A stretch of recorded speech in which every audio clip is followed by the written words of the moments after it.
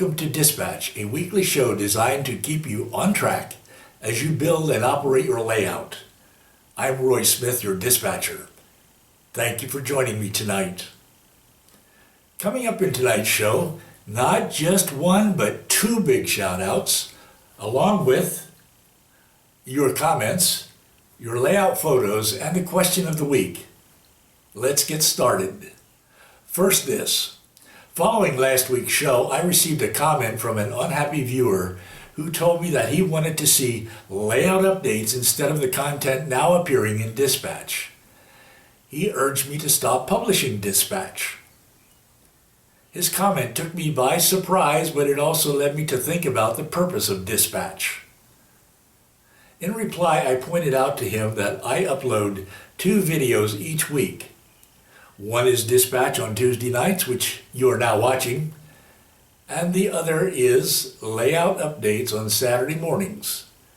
To see me working on my layout, I invited him to go to my Saturday morning videos.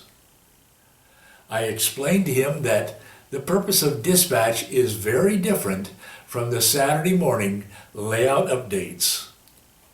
In Dispatch, I seek to interact directly with my subscribers and viewers because I believe that such interaction is the best part of the hobby. Dispatch has received a very warm response from you, my friends. Let me assure you that I have no intention of giving up on it.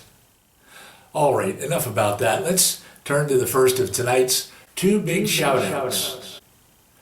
Who does the first shout-out go to? Well, I'll tell you right now. The first shout-out goes to Gary Wise and his Kansas City Southern Union Pacific N-scale layout. Gary has a great layout and a great YouTube channel. He doesn't just show you trains running on his layout. He narrates his videos so that you know what's going on and what he's doing on his layout. Let's take a look at a clip from one of Gary's recent videos. Hey everybody, welcome back to the Kansas City Southern Union Pacific N-scale layout.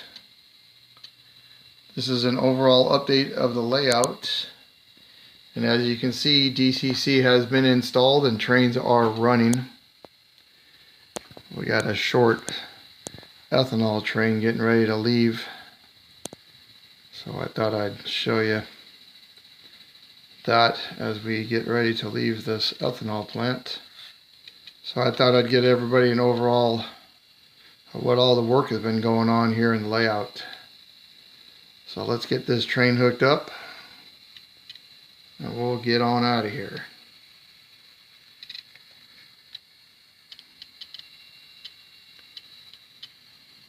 So these are my 2 units that I put decoders in just recently.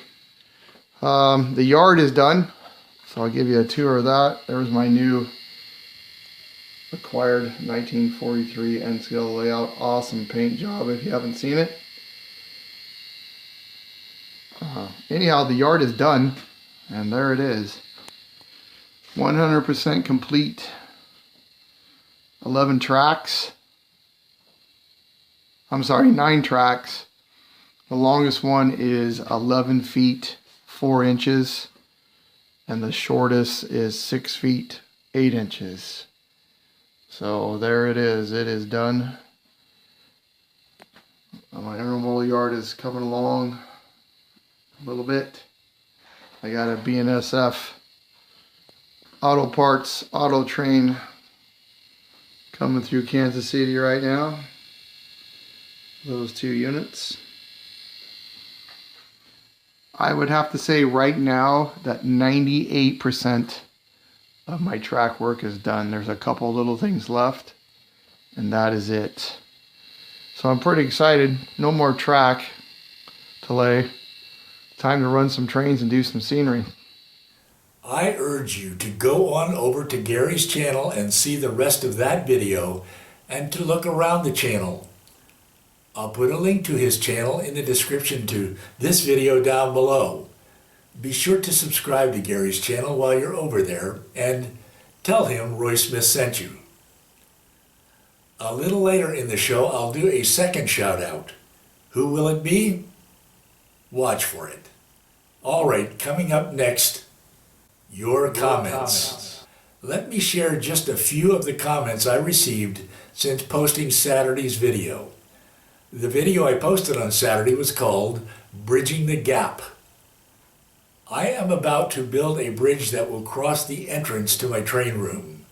In the video, I showed you how I am using styrofoam to create a template that I will use later on for marking and cutting the plywood for the bridge. I am making the template first because the bridge will have an unusual shape and will be located in a corner of the train room where it might be difficult to build. Here's a short clip from that video.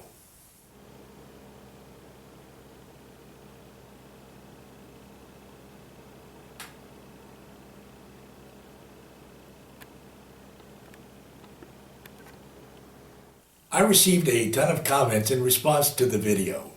Many of the comments suggested what type of bridge to build and how to connect it to the existing benchwork. Here are a few of those comments. Greg Bowen wrote, "Another good video from you, Roy. What about something like a gate that opens into the train room? Connect the main structure and hinges to the helix side." What about the B wrote, "Just a thought. Hinge the new section against the wall where your train shelf currently is located. The new section folds up to the wall for room access and folds down for use. The hinge keeps everything in alignment." Sparky107107 wrote, "What a great idea using the styrofoam for a template." And lastly, Ed McEntee wrote, "Regarding your lift out, I would consider a hinge at the Pocatello end. If you add a triangle piece to the existing helix side, you could then swing the lift out into your train room and back into place after you enter." In your comments, a majority of you suggested that I build a lift up or drop down bridge with hinges either at the helix or at the locomotive storage shelves. Others suggested that I build a bridge that swings into the train room. Well, I want you to know two things. First, I'm continuing to study the various options for bridging the room entrance. So far, I haven't decided what type of bridge to build. The styrofoam template that I showed you in the video will make it easier to mark and cut the plywood to the right size and shape once I do decide what kind of bridge to build and how to connect it to the existing benchwork. Second, I want you to know how much I appreciate your suggestions. Now, if you haven't seen Bridging the Gap, I will post a link down below that will take you to it. Next, your layout photos. Once again, there were more photos than I can possibly share with you in the short time we have together here in Dispatch. But do let me share some of them with you.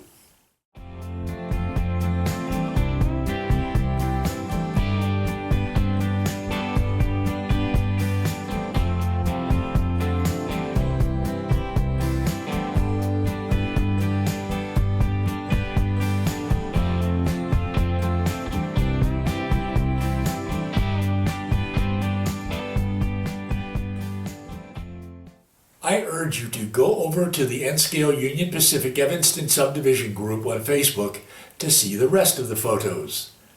That's the sister group on Facebook for this channel here on YouTube. While you're over there on Facebook, I invite you to join the group and be sure to post any photos you may have of your layout, because we model railroaders like to look at layouts and we want to see your layout. I will put a link to the Facebook group down below. Next up, question of the week. The question for this week was, are you modeling a prototype, proto-lance, or freelance layout? I described each of these three types of layouts in the following way. In prototype model railroading, you pick a real railroad running through a real location during a particular era, and you base your layout on that. In freelance model railroading, you model whatever you want. The location can be entirely fictitious, and the railroad running through that location can be completely made up. You are limited only by your imagination when freelancing. And proto-lancing is a combination of the two. For example, in proto-lancing, you may choose to model a real railroad that runs through a fictitious location. Well, the results are in, and this graph shows you the results. I must say that I'm surprised by the fairly even distribution of answers. Of course, there is no correct answer. You model what you want to model. It's your layout. In my case, I have tried to model a prototype, and that prototype is the Union Pacific Evanston Subdivision that runs through southwestern Wyoming into northeastern Utah. But I have to confess that I have introduced some fictitious elements into my layout, including fictitious industries and fictitious connecting tracks that don't exist on the prototype. In any case, I'm having a lot of fun with it. For me, it's enough when someone says that my layout looks like the prototype. I just want to capture the feel of the area I'm modeling and the Union Pacific Railroad running through that area as best as I can. Now, for the coming week's question. What era do you model, and why did you choose to model that era? For simplicity's sake, we can identify three major eras as follows. The steam era, ending in the late 1940s or early 1950s, in which you typically run only steam locomotives on your layout. The transition era during the 1950s and early 1960s, in which you run a mix of steam locomotives and early diesels. And the modern era from the 1960s to present day, with modern diesels running on your layout. Of course, there's no law in model railroading which says you have to pick only one era. You can mix up the eras on your layout if you want to. But most of us tend to pick one era and base our layouts and everything on our layouts on that era. We model railroaders tend to like consistency and realism. So then, what era do you model? Let me know in the comments down below, and I will share your answers in next week's dispatch. All right, last up, our second shout out this week. Who could it be? Any guesses? No? Well, let me tell you then. It's Creative Rails starring Boxcar Benny. Along with three other hosts, Benny facilitates the live stream show On Track Tuesday once each month, and on his channel he shares his model railroading techniques with you. Here's Benny now in a recent episode of On Track Tuesday. Hey guys, welcome to Creative Rails On Track Tuesday. Welcome back and welcome to my first show of 2019. This is really exciting. It's really good to be back. I know I've been kind of away for a bit. Nobody's really seen me around a whole lot, but I'll get to that in a little bit. Big show tonight. I've got a few things to show you, a few updates about what's happening with my layout that's coming up and my DCC system, and then we have the actual show about some of my family that was involved in the railroad back in the day. So I think what we'll do first here, we'll get rid of these here. We'll go into the chat room and see what you guys are saying. And here's the trailer to Benny's channel.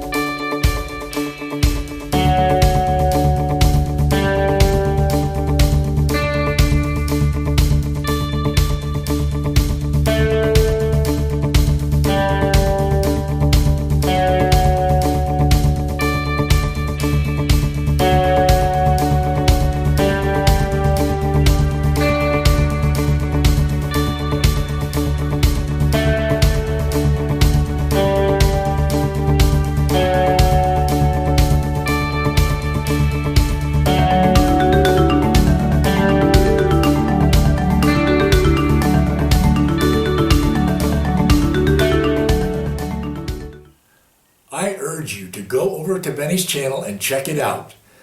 Be sure to subscribe when you're over there. You won't regret it. I'll put the link to his channel down below.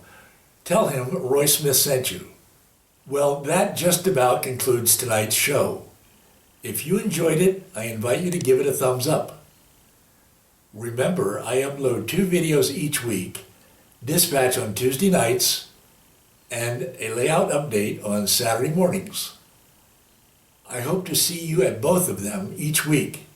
Of course, if you're new here, be sure to subscribe and hit that little bell icon so that you don't miss any of the upcoming videos. Thanks again for joining me tonight on Dispatch. Until next time, happy railroading. I'm Roy Smith, and I will see you again very soon.